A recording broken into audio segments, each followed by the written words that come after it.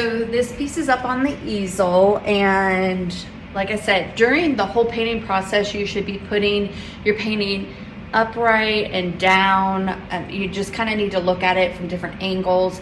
As you notice, I paint primarily flat, but it's really important for me to be able to see some of the things that aren't working when I change the angle. So I still think that this area is distracting, so I want to fix that. I also feel like this area might be a little bit too dark, even though there's a shadow underneath the flower. That I want to fix as well. And I also feel like this might be a little bit too distracting, but there's some tricks to just kind of hiding that a little bit. Again, I still really like the marker work, so I'm going to keep some of that, but I'm going to hide that, and I think this line is too strong, so I'm going to cover that up as well. So let me do that, and then we can finish up this painting, and I'll do a quick summary. So some of the colors I'm going to be adding on this, I'm going to come around and show you some of the colors that I'm going to be adding. I think I also want to add some of this Absinthe Green by Charvin. I'm going to add my signature color, which is teal. That's missing. And so let's have a little bit of fun and finish this one up. Okay. So the first thing that I want to fix is the big steps.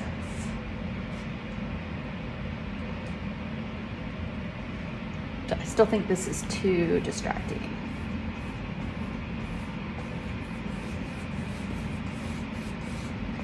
Still keeping some of it.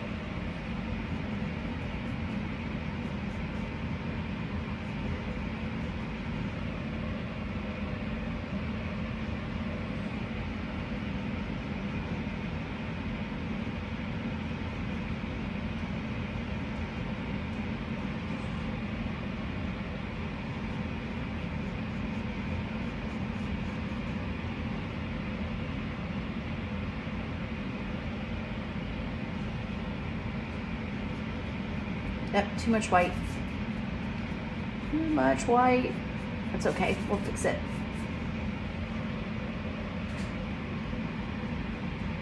I think I'll let it dry and I'll fix it at the end.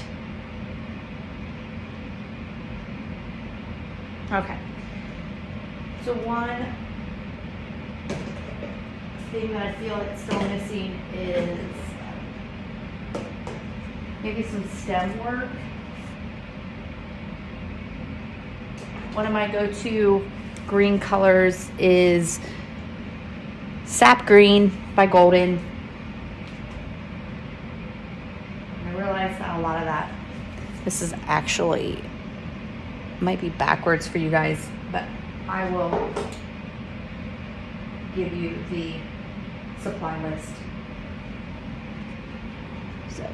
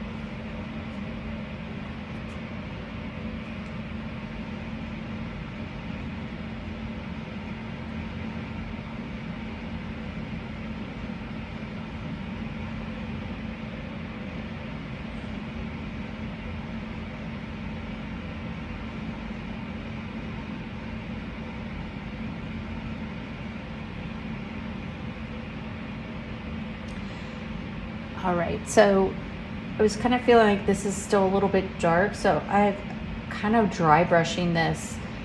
I don't want to get rid of too much of the shadow. And another, so you either, like you may have been seeing that I'm drying off my brush a little bit because I don't want it to be too wet. So you can either, dry it off, make sure that there's not too much water in it, and you just kind of just brush it over the darks. Because there's a lot of texture on this canvas, it's nice because it's just going to pick up in certain areas, and it's bringing that texture into this canvas. Another way to do that is to take a palette knife. I like this shape for this process and doing it this way. You just get a little bit of paint onto the palette knife and you just kind of brush it. Again, it's just gonna, it's about picking it up on the, just notice how it's going on there. Picking it up on some of the texture in the canvas. And I probably could use it over here. That's a little too much, but I think that might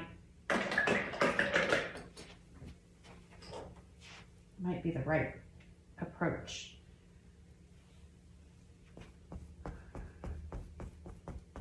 Yeah. We're just gonna keep playing with it.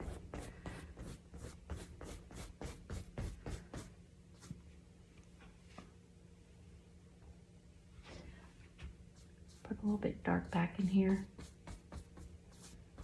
And apply a tabletop.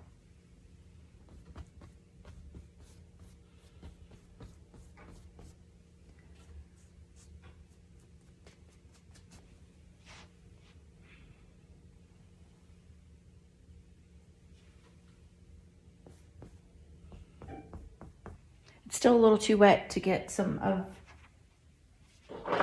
this Alexander blue to stop blending.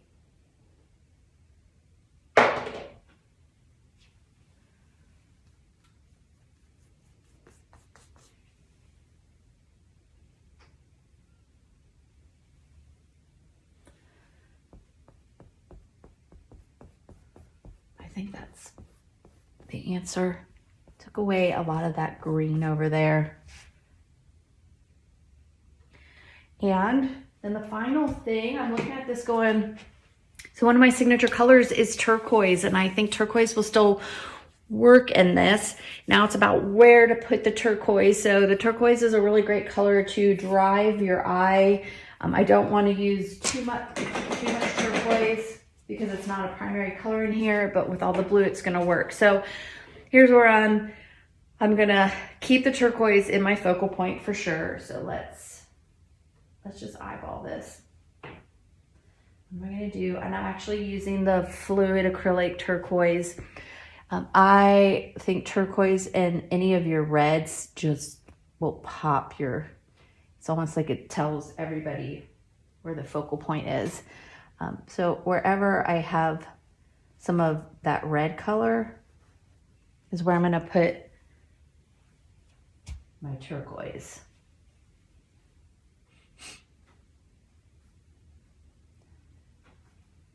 So I also want to keep driving my eye to my focal point, any place that I can, constantly using some directional lines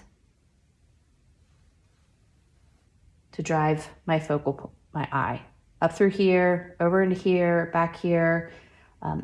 It's a little bit in here. I've got it here, and maybe even a directional line over there. So remember how I also said this was a little distracting? Well, let's see what we can do with that. Let's see if I can't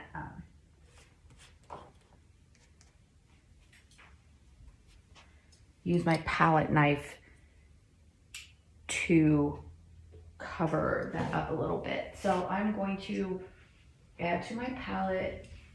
It's a color that I've already have on there, but it's this golden Prussian blue. Add that to my palette. And it's a fluid acrylic. So let's just kind of, a little too much. It's okay. Let's see if that works better. See how it just kind of goes on, not quite as much. It's going to cover some of that color. And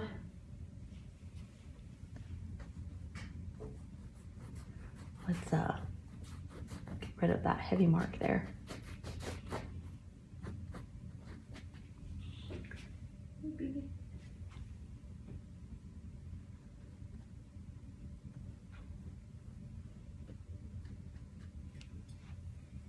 All right, I think that's about it. So I will sign this puppy and I will call it finished.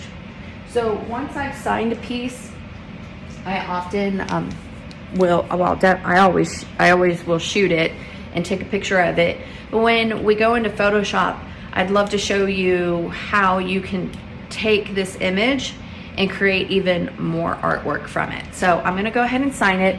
So a lot of people ask me, how do you pick the color of pens to use?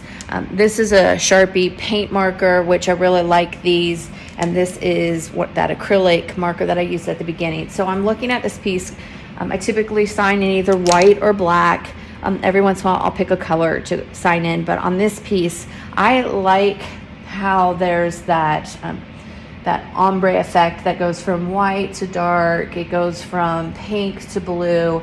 And we're having this driving composition, the secondary composition. And so I think I'm going to be bold with this one, and I'm going to sign with white. So make sure it's up and running. And I'm always choosing this spot right here to sign my pieces. I don't know why. It's just I like to do it. People know where to look for my signature. But so keep it simple. And there it is.